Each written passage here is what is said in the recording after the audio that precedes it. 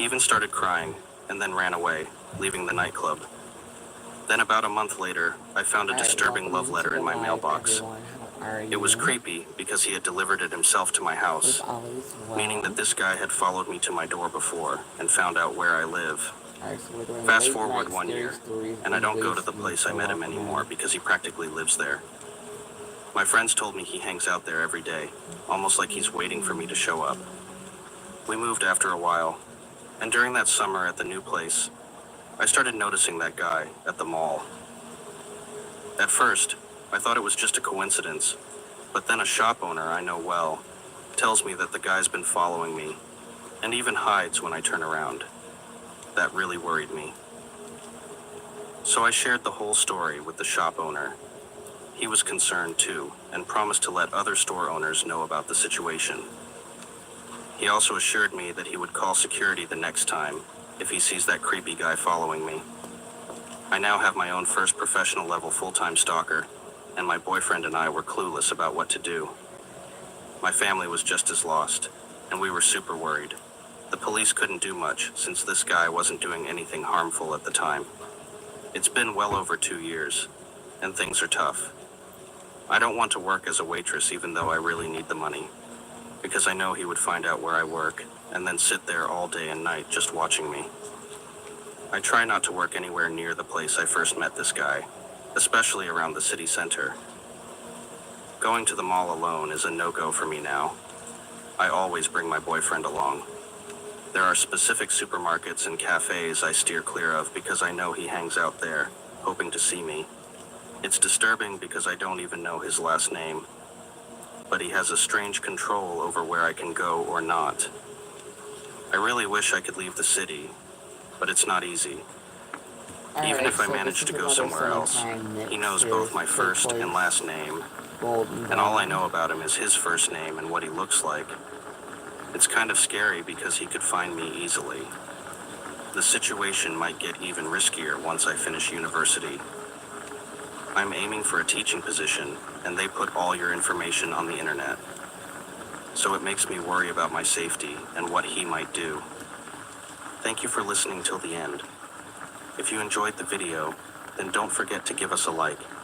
Also, if you have any personal experiences while being home alone, or any other scary or creepy experiences you would like to share, feel free to contact us.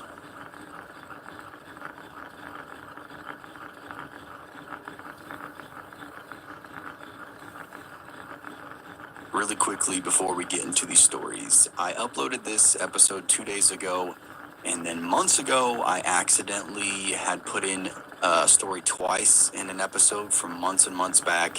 Completely forgot that I did that, and so when I was making this compilation, I put that episode in there, didn't realize it. Yesterday went to go trim it out after a couple of people told me about it, and I somehow, YouTube or me, I trimmed the wrong part out, trimmed out the last 4 minutes of the story. So after everything's said and done, I'm over it. I'm done. I just deleted the video and I'm gonna upload it again because at this point it's just I messed up. It's on me. It's nobody else's fault but my own, and I'm just apologizing for it. This is the same episode with a different thumbnail from the other day. I apologize. I swear to God, this will never happen again. Thank you for being patient. Thank you for understanding, and enjoy these 4 hours of stories for sleep. I don't think we're going to be streaming that long tonight, you guys, but we will listen to some of them. I was born and raised in North Dakota. Back when I was in high school, a group of us would research murders that occurred out in the county. We would then go out and find the scenes and film the exploration at night. It was something to do while we got wasted on shitty beer and just teenage bullshit. Eventually, we ran out of places to go and got really good at finding abandoned rural farmsteads by driving dirt roads and just looking for signs. Rut roads, deliberate tree groves, and old mailbox posts were common markers. We were out looking when we spotted a tree grove that was out of place and drove through the field and discovered an old, but not too old, house. It had padlocks on the outside doors that were knocked off pretty easily. We dispatched of them and entered the kitchen. There were 6 of us, all with flashlights, and we lit up the kitchen/dining area fairly easy. The table was the initial thing that you noticed, and it was strange because of how normal it actually looked. It was set for a meal. Not a bowl was out of place. The only thing was, we'd been in dozens of these houses, and place settings were a first, especially unbroken ones. As we investigated the area, we found the fridge had the disgusting remnants of a full stock, and the cupboards were full of canned and dry foods. This was definitely also a first. One guy found mail on the counter from early June 1978, and another found a creepy-ass TV guide in the living room with UFOs on the cover. All the family photos were still hanging up. Mom, dad, brother, sister, in the 1970s glory. The furniture was dusty, but in good condition. Closets were full. Everything was totally normal, which was abnormal. As we continued to dig around the house, we all started to realize that this house had not been moved out of. It had been straight up abandoned. Imagine locking the door to your house and just never coming back. That's the state this house was in. Complete, unplanned departure. We went upstairs and split into 3 pairs to check out the 3 rooms. Ours was the closest, and obviously it was the younger boy's room. I can't describe what it looked like too well because almost right away from the hall, we heard the most terrifying scream that I've ever had the misfortune of hearing. We're running down the hallway, and we're all yelling questions at one another around the same time. After a few really long seconds, the 2 screamers caught their breath and said, you have to go in and see. Walking down the hall and through the doorway. I prayed that I wouldn't act like a pussy in front of my friends. I shouldn't have been concerned, because the others were as scared as I was. The room itself opened up, and to the left of the doorframe, and centered on the right side of the room, was a queenish-sized bed, propped up on the pillows with a blanket drawn to the waist, arms on top of the blanket, and worst of all, the head was turned slightly, so it was looking you straight in the eyes when you entered the room. It was a life-size porcelain doll. Snow white skin, jet black hair, cold, dead eyes. The dead eyes lit up our flashlights. She was waiting for us. If the head hadn't been turned, I could excuse it, but it was turned, ready for you when you walked in. Ready for 20 years. Hasty fucking exits were made down those stairs and back into our car. It was during the ride we started to get even more creeped out, because we realized that even though the house had been abandoned, someone had taken the time to set up that goddamn doll. Not packing food, clothes, or family photos. Setting up the doll was one of the last things done in this house. We researched their names, but got nothing. No tragic car accident, no grisly massacre, no extended family. Just a tacky time capsule in the middle of nowhere. We found out that the county had been taking possession of the land for non-payment of taxes, explaining the locks. Never tracked down any more information on what happened to them, or why they left that fucking doll. Alright, so I'm gonna measure this waistbead in a minute.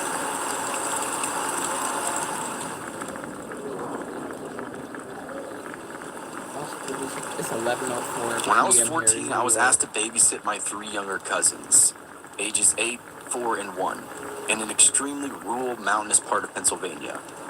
My aunt and uncle had to go to a wedding over an hour away, and wouldn't be back home until very late. Their house was situated on a steep mountainside. Their back deck had a 15-foot drop onto a rocky hill below, leading down into a river. Their closest neighbors were about a half a mile away. The closest main road was a mile away, and at night there were no lights to be seen anywhere around them. Basically, it was in the middle of nowhere, and you would have to know where you're going to get there. You don't just accidentally end up there. My aunt and uncle had left us with some pizza and their cell phone number next to their landline. This was in the early 2000s. I didn't have a cell phone, but even if I did, I wouldn't get reception there anyway. So after leaving the pizza and their number, they headed out. The baby was already asleep. The 4-year-old wasn't feeling very well and was quietly watching TV in the living room as he dozed off. And the 8-year-old was playing Guitar Hero with me up in the loft. The loft overlooked the living room to the left, where I could keep an eye on the 4-year-old. There was a huge window that overlooked the driveway to the right. The description of the driveway is an important detail to the story. The road that led to their house ran straight into their forked driveway. It was on a dead-end road. The house was as far as you could go. Go to the left driveway, and there is an open carport, and that's where my aunt and uncle, or anyone who ever visited, would park. The right driveway led down a very short but very steep hill to a large leveled out area, and ended against a garage door that opened up into the basement of the house. It was never used as a garage, but served as my uncle's man cave, and that's where he spent most of his time. Right beside the garage door, a normal door with a window, so you could see right in.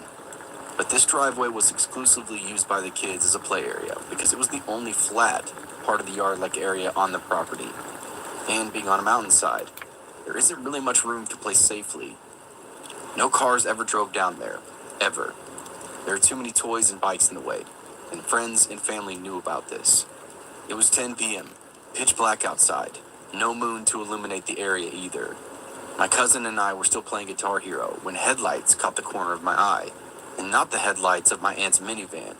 Huge truck headlights with those roof lights you see on Jeeps or other off-road trucks. Not only that, the truck was going down the right driveway, the kids' play area. Again, this was not my aunt and uncle. This was not anyone that they knew. Panic and dread filled my body. I was a small teenage girl alone in an isolated house on a mountain at night with 3 children in my care. In a terrified voice, I asked my cousin, "Who is that? Jake? Do you know whose truck that is?" Then he looked panicked. "No, I've never seen that truck before," he replied. I quickly ushered him downstairs, still unsure of what to do. But the 2 little ones were sleeping down there, and I wanted to make sure that they were safe. I checked on the baby, then grabbed the phone to call 911. Then I started to hear the metal garage door being shaken violently. No one ever opened up that garage door. More panic began to fill me. I hear them try the door beside it, the metal doorknob jiggling. No one was actually knocking. It's not like they were checking to see if my uncle was down there or something. Plus, the lights were out. It was dark down there, and they knew no one was down there. It was clear at this point. They were definitely breaking in. The door leading to the basement steps was right next to the phone, so I could hear all this clearly as it's going on. I quickly turned the little lock on the doorknob just in case they made it into the basement. My heart was practically jumping out of my chest, talking to the dispatcher as my 8-year-old cousin clings to my arm. The operator is calm and trying to calm me down, but I knew it would be at least 30 minutes until a police officer could get all the way up here, assuming that they didn't get lost on this mountainside in the pitch dark. I just kept thinking, we're f***ed. We're dead. This is how I die. The operator asked for the number my aunt and uncle left me so that she could have another dispatcher call them to let them know the situation. I turned around to grab the paper with the number on it, and to my absolute horror, see a man peering in the large sliding glass door. A huge, burly, what had to have been a 6'4" man with a long, scraggly red hair and a big red bushy beard. It made it worse. He was grinning at me. Grinning in a way that still scares me to this day. Meanwhile, I had to have looked like a terrified deer in headlights, shaking so hard that I could barely hold the phone. There was a second man behind him, but I couldn't see him as well. I have no idea what he looked like, but he was for sure just as equally tall, but more lanky than the larger man at the sliding glass door. I screamed, "Oh my God, they're here!" And just before the 911 operator could say anything, my 8-year-old cousin goes, "Mr. Jim?" His voice was very confused. It wasn't like my cousin was happy or even relieved to see him. I asked, "You know who that is?" But before my cousin could answer, I turned my attention to the man in the door. "I'm on the phone with the police," I shouted. I'm grateful he didn't try that door because I do not think it was locked. The man just stared at me for a moment, eyebrows furrowed, like deciding what he wanted to do next. Then he just backed away into the darkness. It seemed like an eternity later. I saw the truck lights back out of the driveway and then continued back down the road until they disappeared. I was still scared shitless, and so was my cousin. He had only met that guy a few times, an acquaintance of his dad. It wasn't like he was a close family friend or anything. And obviously, because again, we went down the wrong driveway. Visitors never go down that way.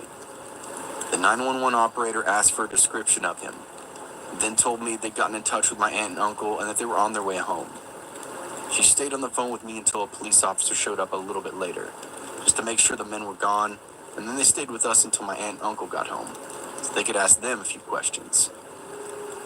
My uncle was furious, not at me for calling them home early, but at this Mr. Jim guy. He muttered something like, him up. My aunt was mad at my uncle and told him to tell Jim to never come back here again. I didn't know at the time, but my uncle had a really bad drug problem. I don't know what Mr. Jim or his accomplice were doing, what they would have done if I wasn't on the phone with the police. But that grin I saw, it was not a friendly one. It was sinister. And again, he also had to have known my uncle was not there, because that basement was completely dark. He would have seen through the windowed basement door. He also tried lifting the garage door, something not even my uncle did. He intended to break into the basement. That much is very clear to me. There's no other explanation. I never did babysit for them again, and I don't think I ever went back up there because not long after that, my aunt divorced my uncle and moved out. So, Mr. Jim, the grinning burly mountain man who tried to break into the house where I was, let's not meet again.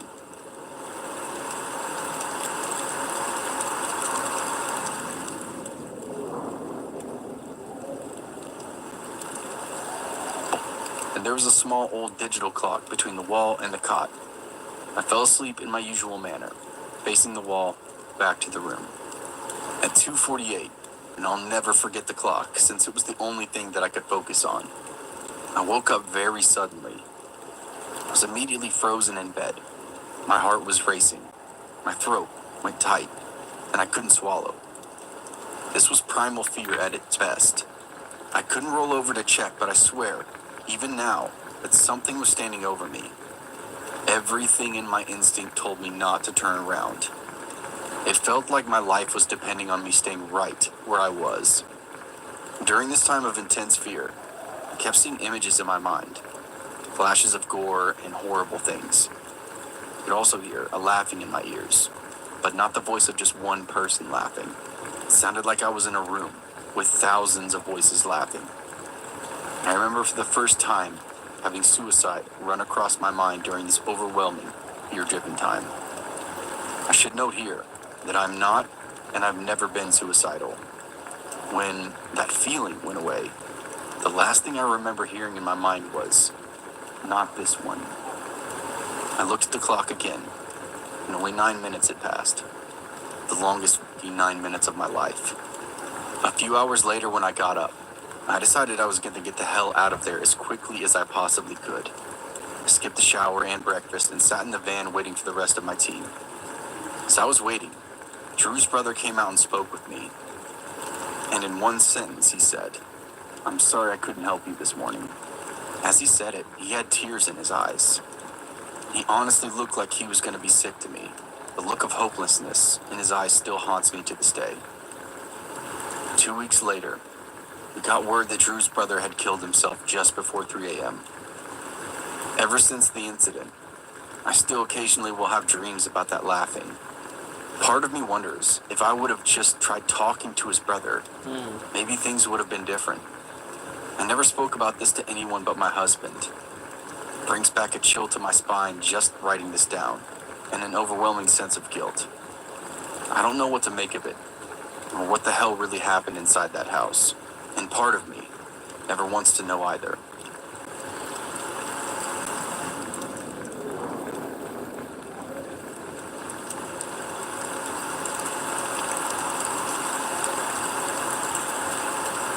This story is from a childhood friend who told me this, and it still unnerves me to this day. She was genuinely freaked out, and her family even backed up her claims, so here it goes. My friend and her family moved into this rental property, and my friend claimed that it was haunted. Everyone agreed that there was an off feeling, and those who visited or stayed over there would mention it as well. I myself experienced this odd feeling of foreboding whenever I went over there, and believed the consensus that the house was indeed haunted. It honestly felt oppressive inside there, and you would feel this pitiful dread that is hard to compute into words. It was extremely uncomfortable to experience, just to say the least. Anyway, this particular event, and that is the basis of this post, was enough for my friend's family to pack up and stay with relatives until they moved out permanently. On this fateful afternoon, my friend had arrived back home from the park and heard an argument taking place in the kitchen between her mom and dad. My friend thought this was odd, as both of her parents should be at work, so she called out, "Mom?" Before unlocking the front door and going inside. My friend said the house felt instantly silent. An uncanny silence, like all the air had been sucked out of the place. It felt stifling. It felt wrong. Then her mom said, "Hey, we're just in here."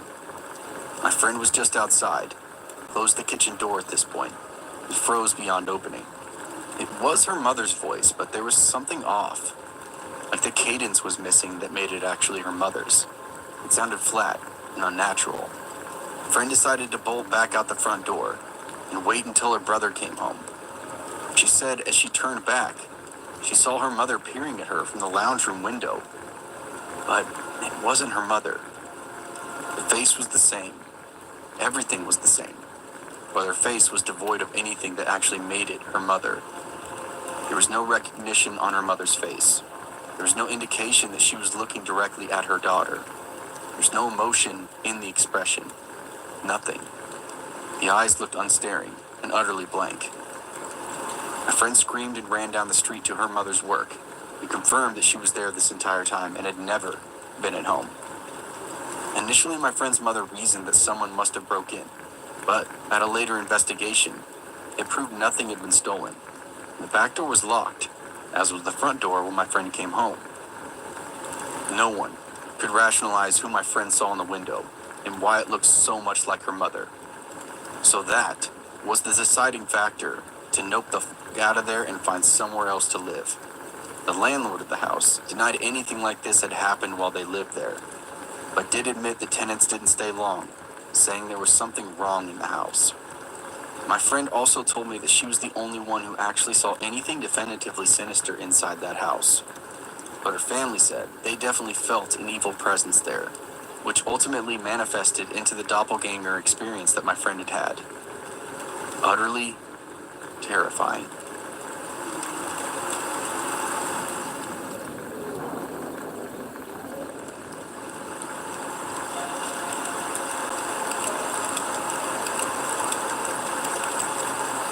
It was the dark of night in January. I was the lone state trooper stationed in a little town in the Texas Panhandle. The closest major city was 90 miles away. The phone rings at 3 a.m., and I sit bolt upright and grab my phone. "Yeah?" I bark into the receiver. I've been working Rex for the past 15 hours on snowpack. The wind had laid down a little since day shift. It was blowing just enough to hear. Ice was falling on top of the snow. I could hear the ting-ting of ice bouncing off windows and the moan of the cold north wind. The dispatcher's sweet voice kindly said, "Dan, I'm sorry to wake you." I grumble a sorry for being gripey. "You've got a wreck west of Lakeview in the 658 intersection," she chimes. Then she finishes, "All the other units are working on multiple crashes on US 287 and I-40. She knows I was thinking, why can't you call a night unit? I tell her thanks and it's okay, I understand. Then we both hang up. I crawl out of my warm bed and hear my wife roll up into the blankets and mumble a sleepy, "Be safe." And I give her back my standard, "Always, babe." I put on my uniform and add some extra layers, just for the cold. When I got off at sunset, the chill factor was 25 degrees. Whoever said it's always hot in Texas, obviously you've never been to the Panhandle. I threw on my heavy parka and pulled on my Yukon hat over my head and headed outside. And I was thinking to myself, the troops in South Texas don't even get issued these hats. It should have been a clue when I got stationed up here. I walked out of the front door and could see the shiny glaze of ice over the snowpack.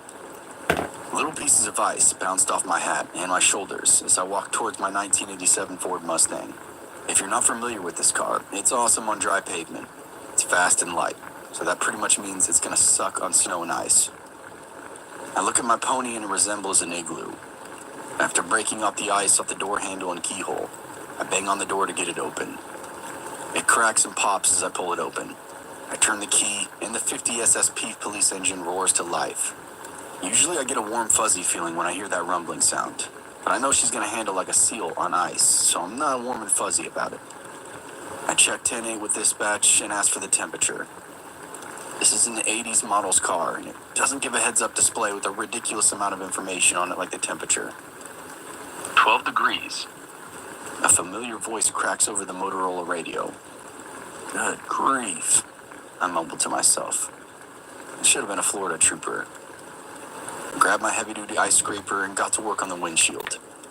15 minutes later, I'm ready to go. As I back out of my drive, I tap the brakes lightly. She still slides sideways into the neighbor's yard. Man, it's slick, I think. Put the pony in second and let out on the clutch slowly. She eases out onto the ice cap and idles slowly down the road. It's 25 minutes to get to the next little town that's 12 miles away. As I idle through the town, I see a man at the telephone booth flagging me down. There's a lone street lamp above the booth, and it's directly above the stranger. He's wearing a long black overcoat, and a fedora is perched on his head.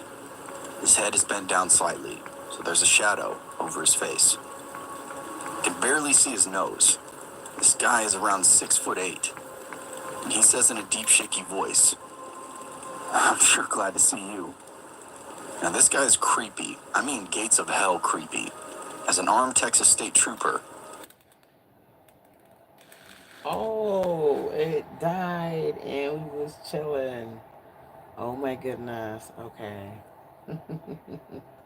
I was sure sitting here quietly listening. I was not paying attention to what the percentage was on. But that is okay. I will definitely put on another one. Well, anyways, welcome in everyone. I am Lady J Customs, and I design all types of custom body jewelry. It is midnight right here, right now in New York. So that's why I am tired. I've been streaming. I did an 8-hour stream on a previous app, so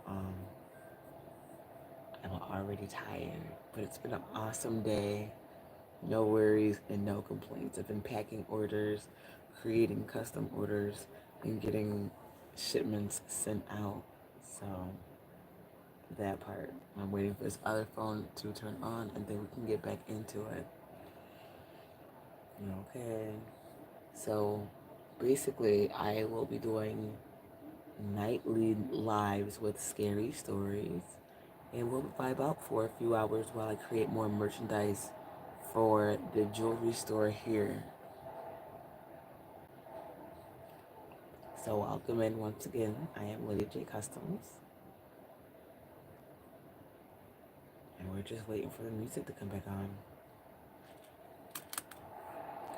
I do create all my waist beads to be 60 inches.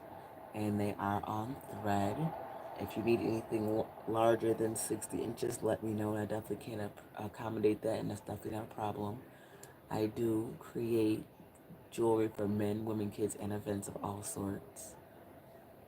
I know I look so tired right now, but it is okay. We will thug it out. It's been a long work day. I think we're gonna stay on for about another 30 minutes. And then I will catch you guys tomorrow night.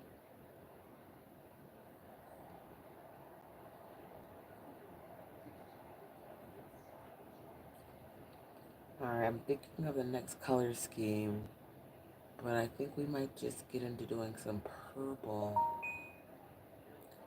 I need to create some more purples. I might do like a 3-tone purple color. Did that just die too? Or did it not charge?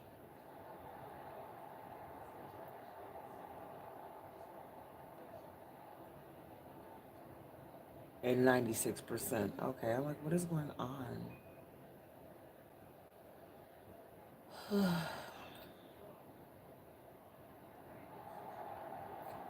Technology be lagging right now. What is going on?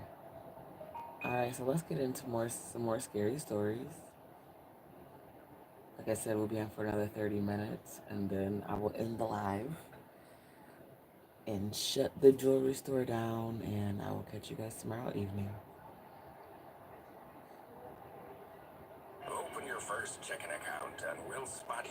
$200. Your treasure awaits. Yarr. Spring vacation. Spring fashion. Big and tall men's wear. Commercials. Step into spring with style in our golf t-shirt for only $1 and...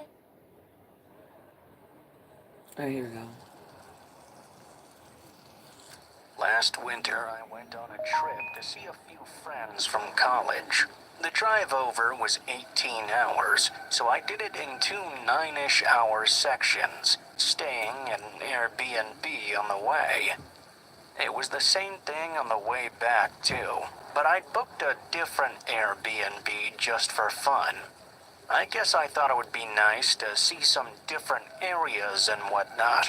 Anyway, a bit of heavy snow had caused some delays, and I didn't arrive in town until 9 p.m.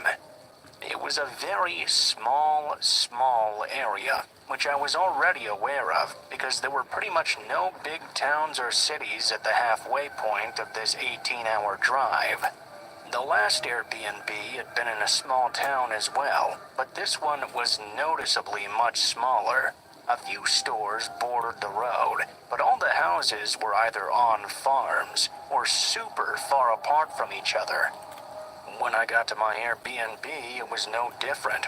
It was super far from the other houses. However, the outside was somewhat modernized. It clearly had some cabin-style features, but it almost looked out of place compared to all the other houses in the area. I parked on the gravel driveway and went up to the door, putting in the code and going inside the house. I'd seen the pictures of the inside online, and it looked to be about the same. I went around and checked all the rooms, then put my things in the bedroom. I then went down to the couch. As soon as I sat down and picked up the TV remote, I began to hear a tapping noise coming from right behind me. I quickly turned my head around and saw a woman standing outside the window, tapping on the glass. Her hair was unkempt and long, and she had a crazy sort of look in her eyes. Once she got my attention, though, she pointed toward the front door and walked away from the window. I got up with my heart racing from the unexpectedness of this all. I made my way over to the door, knowing it was probably just some old lady. I didn't exactly feel scared, but I wasn't feeling safe either, if that makes any sense.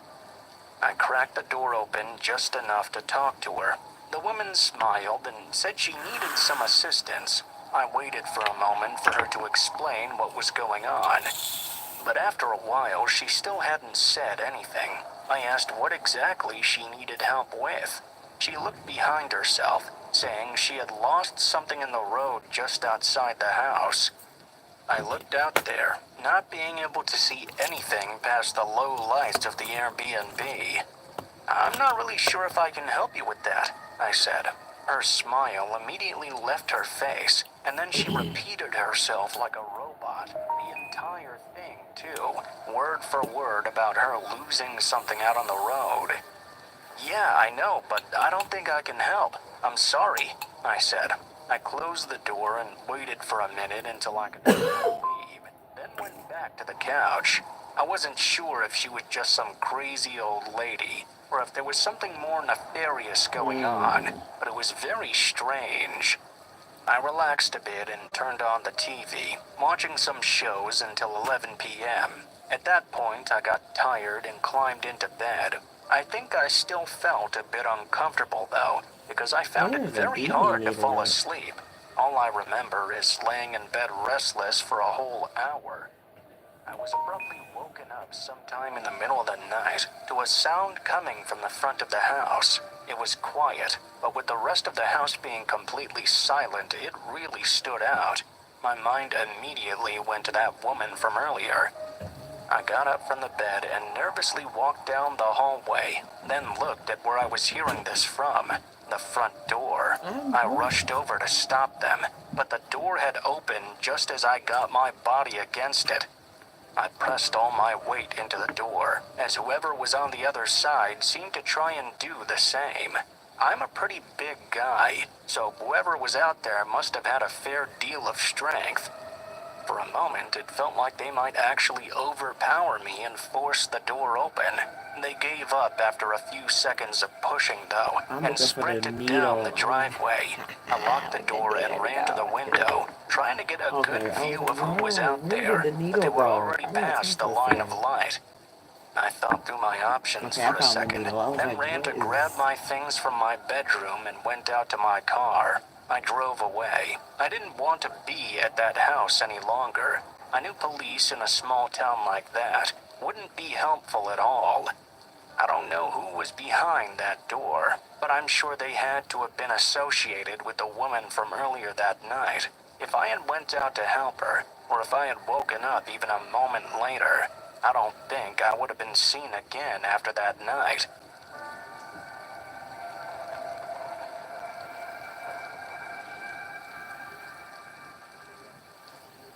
Frankensteins, Draculas, zombies, mummies, and many more were all on the dance floor. The whole club was practically full of monsters because it was Halloween night. One of my friends had asked me to go clubbing with her. Everyone was dressed up in their costumes and the music was blasting out of the speakers. Everyone was enjoying themselves and the festivities of the night. It was a strange sight to see all these creeps and ghouls flirting and dancing casually. I came to the club dressed up as a witch, but since I'm quite a shy person, I was spending most of the night up against the wall sipping on my drink and watching my friends dance. Just as I was about to start regretting my decision to come there, a guy in a costume approached me. He was dressed up like the Grim Reaper. He wore a jet black hooded robe and had this bony white skull mask on that really stood out. This Grim Reaper grabbed my hand, and I noticed his hand was abnormally cold. He pulled me as if to try and escort me somewhere. Since I was alone, I figured I might as well try and join in on the fun at least. If I followed, it would be more exciting than standing alone all night. We weaved in and out of the people dancing on the dance floor. At that moment, someone grabbed my other hand and shouted in my ear, "Hey, don't go with that guy." I spun around to see who it was. As I did so, the Grim Reaper immediately let go of my hand and disappeared amongst the mass of people on the dance floor. The other guy also let go of my hand as well. I didn't realize how cold that first guy's hand had been until he let go. I looked around for that guy, but I couldn't see him anywhere.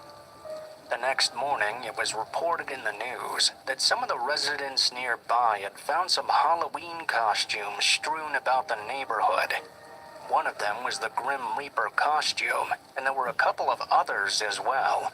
I don't know what was going on with all those people, but I'm sure I wouldn't be around today if I'd followed that guy where he was leading me. He seemed to be taking me towards the outside of the club. I don't know who that person was who stopped me, but I'm very grateful for their assistance. I also don't know why the costumes were randomly abandoned in the neighborhood. Were those other costumes accomplices of that Grim Reaper? Or were they costumes of the people he'd managed to lure outside before me? I have a lot of unanswered questions, and thinking about it gives me chills. I don't think I'll ever have the answers.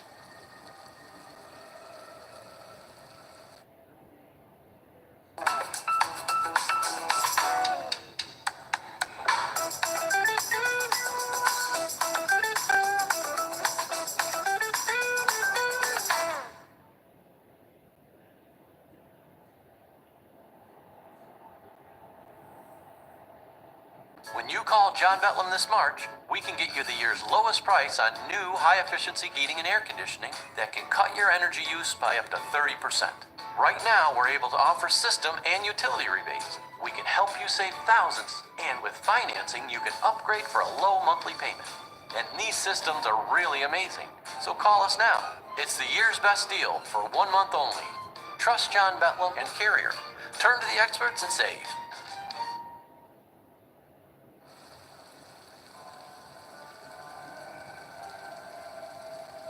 This happened last October when I was on my way home from a drinking night with my work colleagues. I caught the last train home and arrived at my station right as it came to about 1 a.m. It was Halloween, which was something I didn't particularly care about, since we don't really do much for it here in Japan. I live in quite a rural area, so the station was empty, or so I thought. As I walked down towards the ticket gate, I saw a woman in a costume. She seemed a bit too old to be a trick-or-treater, I thought to myself. As I drew closer, I recognized that she was wearing some sort of witch costume. She looked as if she was waiting for someone. At the moment I passed her by, she abruptly called out to me, though. "Hey, where do you live?" I continued walking. It was so surreal. I just looked back over my shoulder.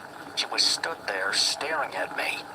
She had long, dark, messy hair, and I remember at the time that only one of her eyes were visible through it. That kind of freaked me out. It was a bit dark in this underground station, and it was an eerie sight to see her standing there. I didn't know how else to explain it. There's no reason to get involved, don't respond, I told myself, as I upped my pace and headed out the exit. It takes about 15 minutes to get home from the station on foot.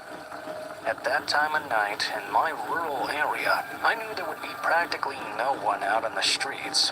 It did make me feel a little nervous while I was walking home. I could hear dogs howling in the distance, and my footsteps seemed to echo behind me.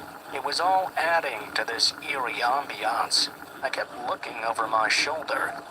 When I turned around a corner to see someone stood underneath a streetlight, the silhouette of a woman, I wanted to pass by quickly. Something was really off about tonight.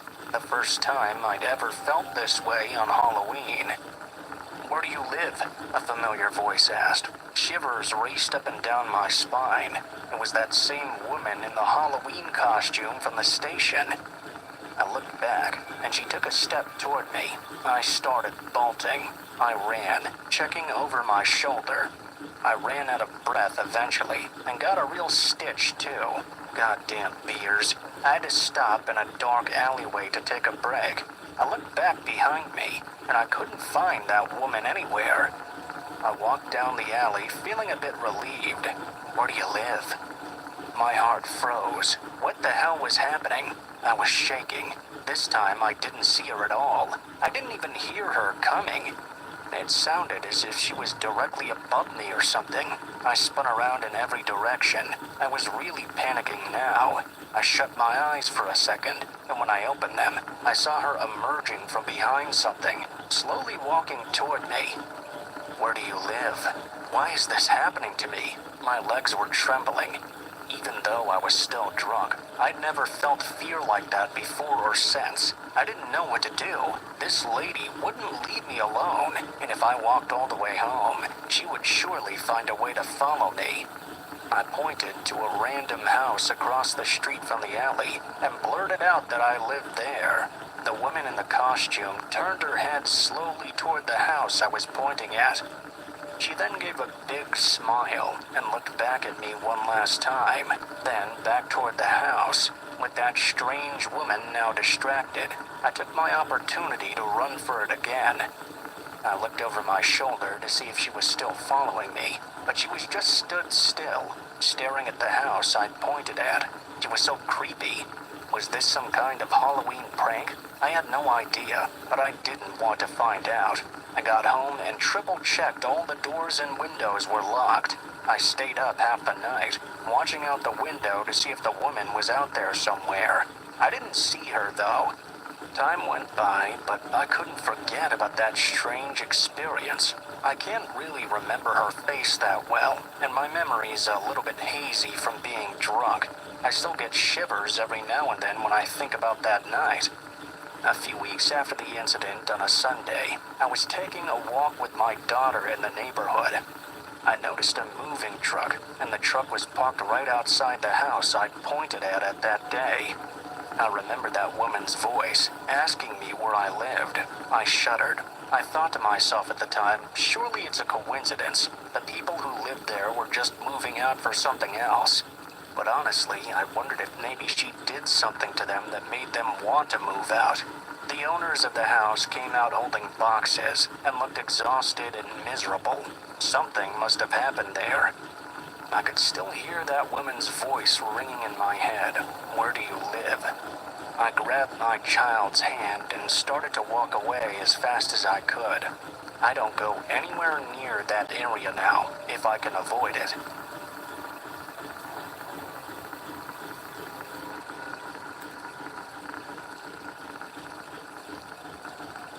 A couple of years ago, I moved out of my dorm room and into a new apartment. Of the few pieces of furniture that we had in the dorm, none of it was mine, so I was basically in need of everything. I had more money than I did before, and was planning to save for a few more months before making a bunch of purchases on things for the apartment. There were still a few things I did need right away, though. One of these was a bed frame, but they were all really expensive. After buying a new mattress, I was really trying not to drop a whole fat stack of cash on a new frame, too. I pulled up a few used furniture sites, but eventually landed on Craigslist, as it had the most postings there. A lot of them were really cheap, or even free, but those ones all looked horrible. Then I came across one that didn't look too bad. It was just a plain old wooden bed frame that didn't look too beat up. I sent a quick email asking if it was still available, then went on with my search. About a minute later, I got a reply. The man said it was still available for $35. That was a perfect deal for me. I quickly accepted his offer, and we set up a time to meet later that day at 6. While I waited, I unboxed some of my things and moved a bunch of stuff around in the bedroom to make some space for that new frame. At 5:30, the man emailed me his address. It was about 20 minutes away, in an area I hadn't been to yet. Well, I wasn't exactly familiar with anywhere around here too well, though, since I'd just moved. I grabbed some cash and headed out. As I drove, I looked around frequently, trying to get myself familiar with what was around me. About halfway there, everything sort of dropped off, though. The town I was in very quickly ended, and the area became a lot less populated, with buildings or houses. It was not what I'd expected. As I got to the neighborhood this house was supposed to be in, though, I felt a little bit better. The houses weren't too far apart, and it did look mostly normal. However, they were definitely not nice-looking houses. I pulled up to the address and parked in the driveway. The lights were on, and the front door had been left open. I got out and walked up, ringing the doorbell. The man came a moment later. He was tall and heavy, wearing a hat and jacket. He invited me inside. The man didn't look strange in any way, but something about him made me feel weird. It was just the way he talked, I guess. Kinda like we'd been buddies for years now. I followed him upstairs and down the hallway that led to a small bedroom. We stepped into the room, and I was immediately confused. The room was occupied with a dresser, nightstand, and even clothes laying around. The bed frame still had a mattress on it, with sheets and blankets as well. I clarified with him that I was only wanting to buy the frame, and not the mattress or anything else. He said of course. I looked back over at the bed frame, seeing that it looked fine. I said I'd buy it, and he smiled. He offered to help me drag it out to my truck, but said he'd want a drink before we got to it. The man walked back into the hallway and came back immediately with 2 glasses of beer that he must have been keeping in the next room over. He held one out to me, but I politely declined. The man looked very confused. "Come on, it'll be fun." He acted like we might as well hang out since we were already here. I told him I was really busy that night, and I just wanted to buy the bed frame and get out of there. He was being really pushy, though. His smile became noticeably less genuine as he urged me to have a sip of this drink with him. I quickly stepped past him and out into the hallway, not wanting to be cornered into that small room. I told him I was going to leave. I turned to walk out, and he immediately changed his attitude. He started being overly nice, apologizing, and asking if I wanted to take the bed frame for free even. I ignored him and began walking faster down the stairs. I heard the man coming after me down the hallway. I was able to get out before he caught up to me, and I saw him standing at the front door as I pulled away. Maybe he was just some lonely guy living out there that wanted a buddy to hang out with, but that was all just a little too strange.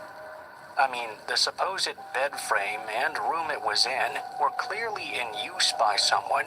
When I got home that night, I checked the posting again, but it was deleted.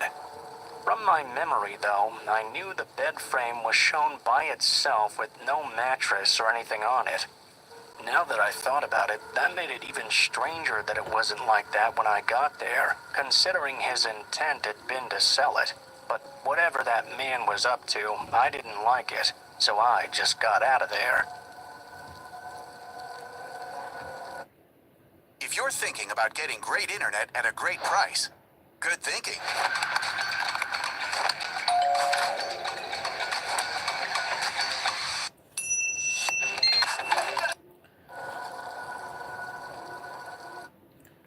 Alright, so that's going to be the end of our Scary Stories night session, and I will see you guys tomorrow. Hope we'll get into more colors, and if you are interested in any custom waist beads, definitely hit my link in the bio, and my link tree is available. Alright, have a great day.